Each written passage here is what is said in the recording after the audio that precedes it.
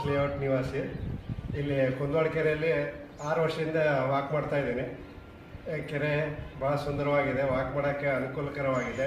ಬೆಳಗ್ಗೆ ವಾತಾವರಣದಲ್ಲಿ ವಾಕ್ ಮಾಡಿದರೆ ಯಾವುದೇ ಮೈಕೈ ನೋವಾಗಲಿ ಅಥವಾ ಯಾವುದೇ ತೊಂದರೆ ಇರೋಂಗಿಲ್ಲ. ದೇಹದ ಆರೋಗ್ಯ ಸ್ಥಿತಿ ಭಾಳ ಚೆನ್ನಾಗಿರ್ತದೆ.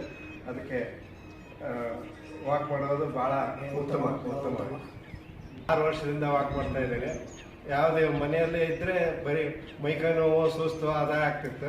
ಈಗ ವಾಕ್ ಮಾಡ್ತಾ ಇರೋದ್ರಿಂದ ಯಾವುದೇ ನೋವುಗಳು ಇರಂಗಿಲ್ಲ, ಯಾವ ಪ್ರಾಬ್ಲಮ್. ನಿಮ್ಮ ಹೆಸರು? ಭಾಸ್ಕರ್ ಹೆಗಡೆ.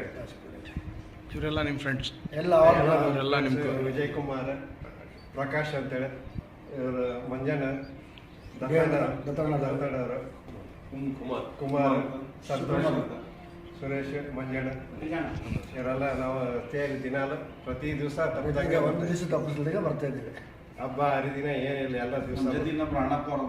ಅಣ್ಣಪ್ಪ ಗಣೇಶ್ ಅಂತ ಇದ್ದಾರೆ. ಒಂದು 26 ಮಂದಿ ಇದ್ದಾರೆ.